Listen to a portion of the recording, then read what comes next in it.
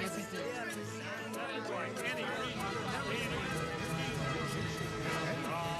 Well, if you don't know what fair is, you can't make it to Ohio. Unacceptable like any region.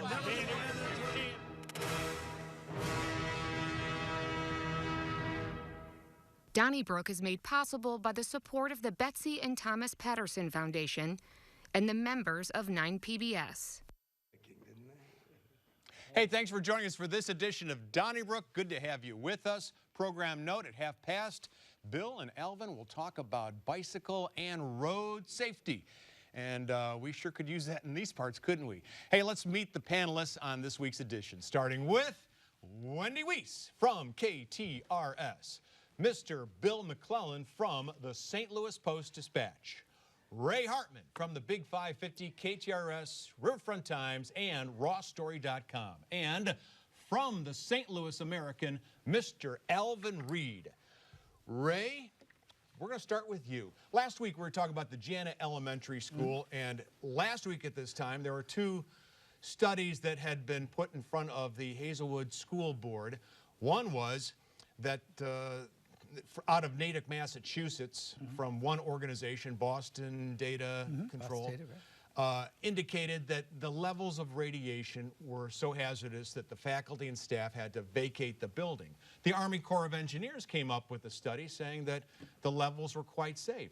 So now we have a third study, I think it's out of SCI Engineering of St. Charles. It's kind of like the rubber game. If you're taking 2 out of 3 anyway, SCI says that the school is safe and the contamination is minimal, not dangerous, and the faculty and staff can go in there. In fact, one of their scientists, Jessica Keevan, said yes, she would send her kids to that school. So, should the kids go back to Jana Elementary? Well, it's nice that the third study came from a contractor of the Army Corps of Engineers. So I don't really consider that 2 out of 3. No, I mean, I know we're all parents. No way would my kid, obviously we're not literally in that spot now, but no, I wouldn't send my kids there. And I think the Hazelwood School District was put in a very difficult spot, made the right call promptly, and, the Army Corps of Engineers may be a lot of things, but credible on this subject, and any part of the federal government on this subject, with the way that the radioactive waste legacy of the Manhattan Project is by far and away the worst environmental tragedy in the history of this town by a lot. And so I don't even want to, I give zero credibility to the Army Corps. Is it the oxymoron jumbo shrimp, right? Okay. Acceptable levels of radioactive waste at an elementary school. That is an oxymoron, in my opinion. Well said. There's no such thing. Well, my take is this. So, like, it'd be one thing if it's like, hey, you're just off in the middle of nowhere, whatever, and, like, hey, like somebody said, like, hey, we did a test and some radioactivity, and people came out to wherever you were, and they tested. They said, like, we really can't find any. Okay, I'd say, like, well, where would it have come from? But in this case, where would it have come from? Right down the road there? In that creek. We built it in a creek bed. That creek, right? So, it was contaminated. What could possibly go wrong? I think the state should help out and say, nobody wants to send their kids to this school, and I don't blame them, and they need a new school. And somebody, the Hazelwood, the school district might not be able to afford it, but the state or the feds, somebody should step up and help these people and get a new school. It's crazy. Isn't there the possibility that these two studies are correct? Sure, there's always a possibility. Well, and so if that's the case, if there's the possibility, I think there's a good possibility because unlike you, Ray, I do trust the good working people at the Army Corps of Engineers and this organization, SCI. Maybe I don't know them that well, but I was looking for instances where they lied to the public about levels of radiation, and I haven't seen that. So why not get a blue ribbon panel, get the WashU engineers out of the McKelvey School, get some people from SIU-E, SIU-C, and fly in a guy named Charles Napier. I think he's out in the West Coast now. He's considered the top national expert on radiation. Have them look at the numbers that have been collected and then make a decision. Because the poor people on the Hazelwood School Board, they can't be responsible for this. Well, but they are responsible for the children in the school district. And because of where the school is, obviously, there could be some radiation involved, but more importantly this, where is the district? Because if this happens someplace else, like I said before, if somebody had a bolt that had radioactivity on it that walked through the school 10 years ago, in Kirkwood, Webster, Ladue, name them all, and something said, boop, it popped. But hang and on then a wait, second. let me finish. And there is a possibility that there is some lasting radiation here. There would be no conversation. Well, here's the thing. These two studies indicate that the radiation levels is not, they didn't find radioactive waste there. They said the radiation levels were the same that you would find in nature. And if that's the case, because we're exposed to radiation all the time. When you get an x-ray at the dentist's office, you're exposed to radiation, which is higher, of course, than what they found. I don't spend 8 hours in a desk underneath an x-ray machine at the dentist office, like the children But you do find in time the in classrooms. nature, right? I understand that. And if I misspoke, radioactive waste, to me, it's the same thing. But they're not finding radioactive waste there. That's No, the But they're finding that they had a study, Charlie, that found radiation at a dangerous level, and it's hard to have parents then trust the government to come in go and to say, sleep at night nothing to saying, see "Oh, here. Send your kids SCI back." addressed that. Well, first of all, that study came from someone working for the plaintiff's attorney, so there is also a financial incentive there. Well, I mean, okay. There are financial incentives But everywhere. he says there's something called lead-210 that he found. And the folks from SCI in St. Charles says there's lead-210 on everyone's driveway. What do you, they called it a red herring. Okay, now if there was lead-210 or whatever it is on this table, we would have a different table next week. I would There might be. Okay, so how about this? Charlie, what if we then have a separate study and we'll go to Ladue or Kirkwood, name the school that you want. If they find the same levels of radiation in those schools, will you shut down those schools or will you allow the kids at Jana to go to school there? Charlie, I'll tell you what. Perception's reality. I think, speaking for the 8 kids represented here, they wouldn't be going no matter what. I don't care if you dig up Albert Einstein and decide it was okay. You know, my point is, the one thing that's I think the Corps could be interested in, and frankly the federal government ought to be interested in, and the rest of us, instead of talking about what's not going to happen, which is reopening that school, we ought to be looking at whether there's any impact going backward in terms of all the teachers and the students who attended that school for decades on the bed right next to a creek that was contaminated. Remember, the only reason we know about Coldwater Creek's unbelievable ravaging health effects is because a bunch of people at the 20-year reunion of, it wasn't Hazelwood, it was McClellan North. Those folks who became very heroic in my opinion, they started noticing at 20 years out that so many of them were sick from rare diseases and dying. That's how you found out. And so I'm concerned about the people who went to Jana. I wrote about this. Rather than talking about the future, look, they just got to move on. That's a good point. Right. Alvin, Reid, I want to ask you about Aaron Perlett, who runs a marketing operation in downtown St. Louis, or did anyway. He announced this week via LinkedIn that he's moving his firm out of downtown St. Louis because of crime. In particular, 2 of his employees had their cars broken into. And as a matter of fact, in the city of St. Louis in October alone, there were 900 car thefts. There were 300 in October of last year and 6 in unincorporated St. Charles County. And there were also 29 smash and grabs in 25 days in St. Louis, according to the Riverfront Times. So here's a business owner who's joining Shipworks, Brown & Crouppen, KMOV, and others moving out of downtown. Is this yet another wake-up call for officials? Well, not all of those companies are leaving because they said it was crime. I don't think KMOV is leaving because of crime, so that's unfair to them to lump them in that category. I think if I had a business and I had a concern, I'm moving on LinkedIn or whatever, my guess is you were probably moving anyway. Yeah, something needs to be done, but let's decide on what it is, and then let's do it. Now, if you're going to clean up Washington Avenue, and I've said about Memphis, cops on every corner, and they hire them from all over Tennessee, is my understanding, and anybody wants to come in on the weekends and work, do it. Okay, let's figure out who's going to pay for it, let's protect it, but then not just city fiefdoms, then everybody comes into play. I'm not going to lend my police officers. I don't want them down there. I don't want them helping the city of St. Louis. I don't like the city of St. Louis, okay? So we have to overcome a lot of stigmas to clean up Washington Avenue and downtown that basically don't have a lot to do with downtown. All right? I think there's a lot of axes to grind with who the mayor is and who runs the city and all that. And then people want to take it out on City Hall and take it out on the mayor. It's all her fault. Well, as soon as the mayor changes, the crime won't change. Right. But all this vociferous talk would calm down a notch.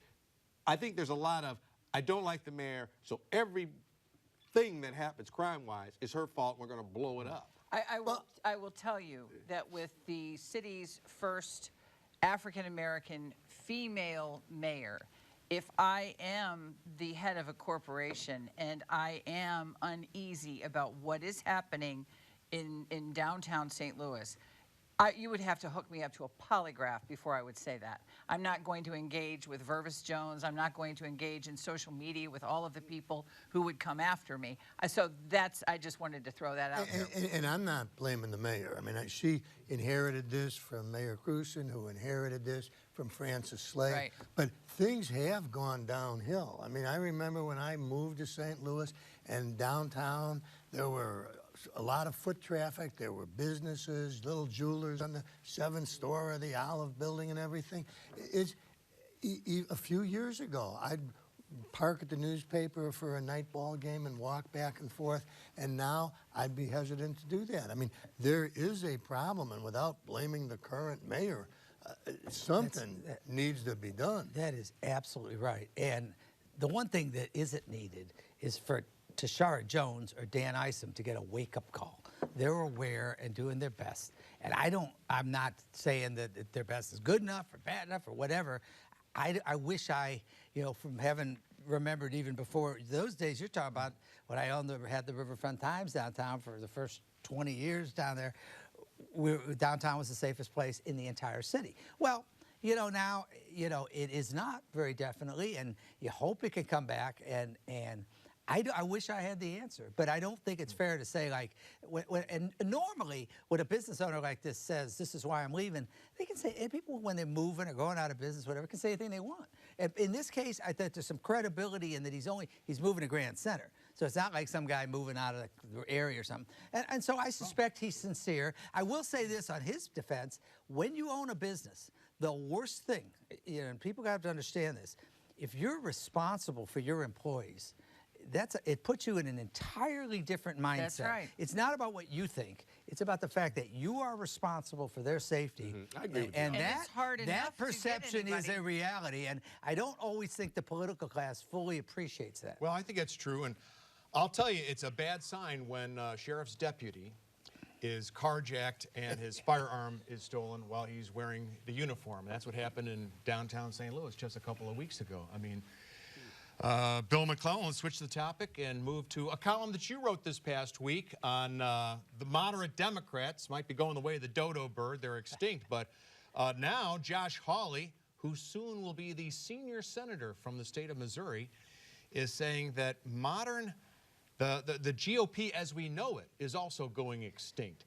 Maybe you could comment on both of those. Okay, well, the MoMods, the Missouri moderates, I don't see much hope for them at all. I mean, I mentioned in the column a political consultant who told me that all the energy in the local Democratic Party is in the young progressives and that they're very impressive.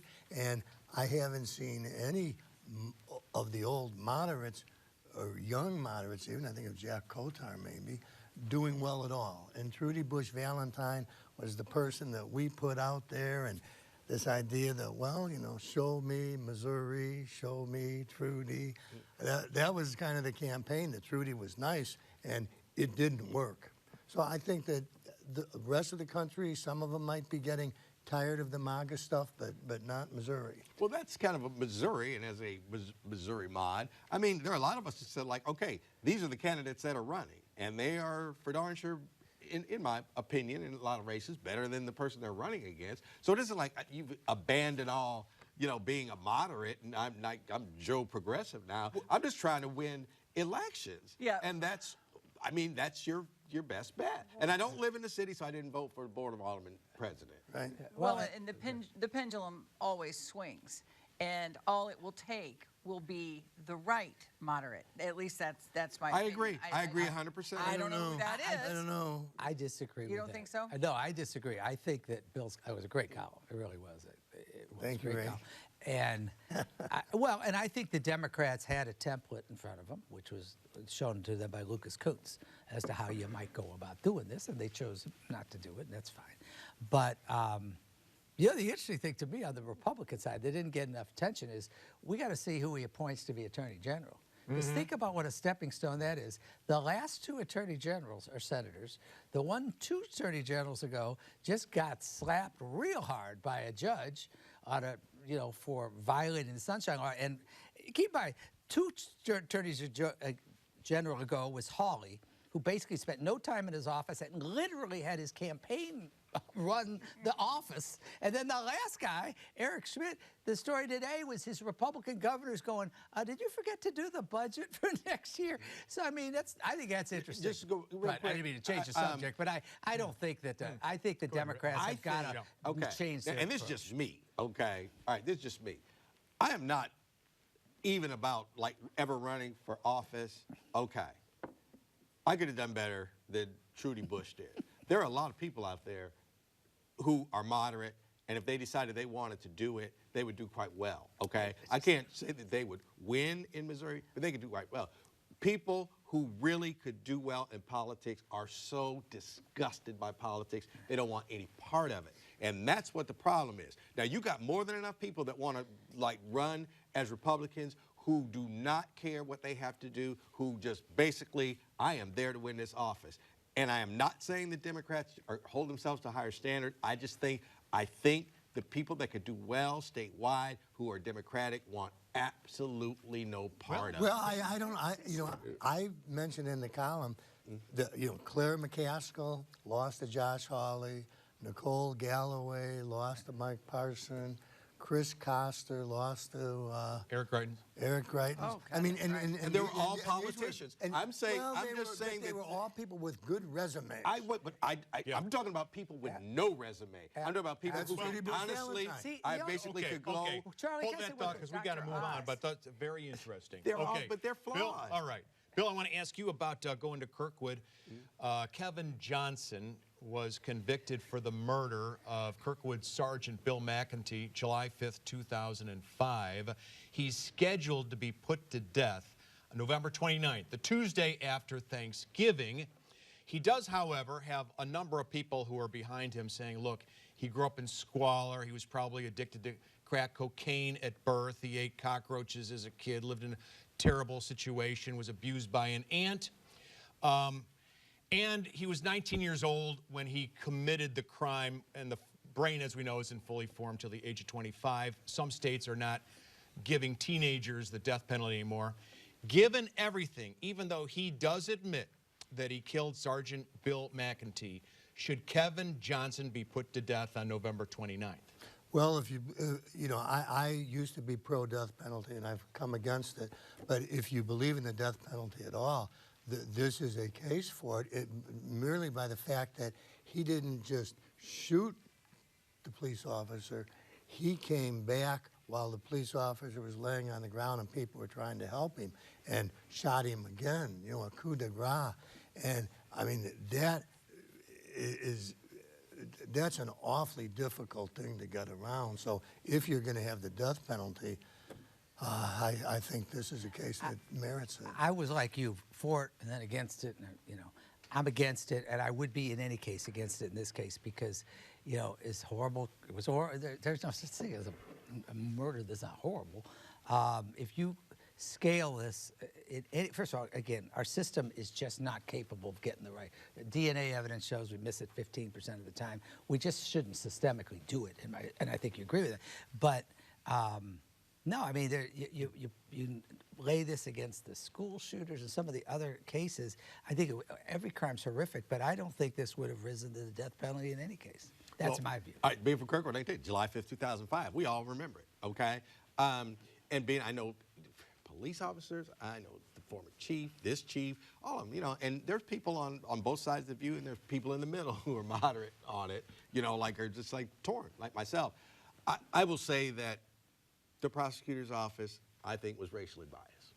Now, whether or not that's enough, that, you know, Yes, the sentence it is. should be vacated, that somebody has to decide that other than me. Do you think if Kevin Johnson had been a young white teenager who did the exact same thing? A young who white went teenager back- basically did the exact same thing and shot and killed a police officer. And the prosecutor, Bob McClellan, just didn't even press for the death penalty. And that officer's family was irate about that. Yep. So you tell Well, me what the two differences. I think a lot of kids grow up in squalor. A lot of kids grow up in human conditions, and they don't do. And what I'm not, Kevin Johnson and did. I'm not excusing the crime. No, I know you're whatsoever. not. I know I'm you're not. just I know you're saying not. that if you wanted to look at it, you answer the question: why did you not pursue the death penalty for With this this- young man, but you did for the other four were black people? All right, just answer that question, and then we can move on with the execution as scheduled. Okay, let's move on to, unfortunately, another shooting. Of course, at the there was a shooting. 2 people dead at the Central Visual Performing Arts High School. Wendy, we know about that. And now there are stories about when the school should reopen. On this very program, on Next Up, Bart Andrews, psychologist with Behavioral Health Response, said this, according to all the research, has to happen ASAP. For everybody's best mental health well-being, they should get back to normal in that school as soon as possible. In some places like Israel, after a terrorist attack, they clean up and that cafe that is bound is open the next morning. There are groups that do that purposely for this reason. How soon should those boys and girls and the staff be back at that school? I am certainly not an expert, but I remember just as a child, anecdotally, whenever there was a trauma in somebody, you know, or the circle of the family's relationships, whenever there was anything traumatic that would happen, it was always get them back into school, get them back, because the longer I think a young mind has to think about the traumatic event, the more impact it seems to my unexpert brain would take hold and perhaps become even more of an issue than it already will be. I think there's a very simple answer. It's when the schools say they're ready. I think there's a time you defer. The St. Louis Public Schools, by the way, where everybody want to say, performed off the charts well in terms of how they reacted, how their folks were prepared to this tragedy. As did the St. Louis Police. No question. The police, all the first responders, but certainly the police, and absolutely. And we talked about that when we were here. No, absolutely. And it was, you know, but having said that, I think that's why you have school professionals, the folks that are there, whether it's the superintendent, the principals, the teachers, they have been very much communicating with one another. I defer to them, and it's not to patronize anybody. I would defer to Parkway. I would argue that every situation's different, every school district's different, and if it were a company, I'd defer to them. So I mean, I think you have to view them as the victims. You have to respect that and defer to them. Normally, I would agree with him. I really would. This is just different times now. And what children have seen and been around in all school districts, not just in the city, but everywhere. Boy, there's a lot more violence out there, okay? And that's just the truth. And I don't know how young people respond to violence as opposed to how we That's right. did Trauma when for we were us was right. totally Trauma different. for us was Yeah. different. So different. So I can't just say like, yeah, get them right back at school because it isn't the same. Yep. It Well, isn't. It's especially right now, it's so close to the end of the semester that if the administrators and the parents and everybody says, as long as it's so close, why don't we just have a new semester and a new start? That would make perfect sense to me. Maybe so, but I think we learned from studying remotely that it's largely a disaster, and That's kids true. are not That's a learning. good- Well, and you only get your chance once. No, Yeah, I but that's agree. not- I agree with you. But at the same time, I'm saying that one of the reasons that they're not going back is because they can do it remotely. And I think one of the reasons we would have gone right back because we couldn't do it remotely. But I do think it's more of a mental health thing because they've just been bombarded with much more violence. And you can't take the results, which we've seen, of a whole semester of shutdown and remote learning and compare it to, and say, well, we can't do this for a month or two. In other words, I don't think that's the same. I respect where you're coming from, but I just don't think, to me, it's a reasonable thing to do to let this play out a little bit and let the folks decide on their own, the people that are involved. Okay, very well. All right, let's see what folks had to say about last week's program. Mary Rice of Florissant wrote, why can't this area dredge the creeks that always flood, supersede MSD and fix those sewers? Forget the sports teams and the stadia, address the needs of the middle and lower classes. Thank you, Ms. Rice. We also heard from Paul of Sappington, who wrote, I was impressed with John Lamping on Next Up last night. Mr. Lamping seemed intelligent, knowledgeable, articulate, measured with his responses, and courteous. Thank you, Paul. Jeff Kirsting wrote, I was very disappointed to see MAGA Republican John Lamping on Donnybrook Next Up last Thursday. Election deniers like him have no place on PBS or its affiliates. Thank you, Mr. Kirsting. Everyone can write us, care of 9 PBS, 3655 Olive Street, St. Louis, Missouri, 63108. Don't forget those emails, Donnybrook at 9pbs.org, and those tweets at hashtag DonnybrookSTL. Do call the 9 line. Make your comments at 314-512-9094. And listen to us on your favorite podcast source, Apple, Spotify, as they say in America, Google Play, and Tune In. Well, that concludes this one. Program note, we are not here next week because of Thanksgiving, so we'll see you in 2 weeks. But don't touch that dial because in a moment, Alvin and Bill will be talking about highway safety and bike safety and sharing the road and surviving the holidays. That and more on Next Up. Thank you very much for joining us. Donnybrook is made possible by the support of the Betsy and Thomas Patterson Foundation and the members of 9 PBS.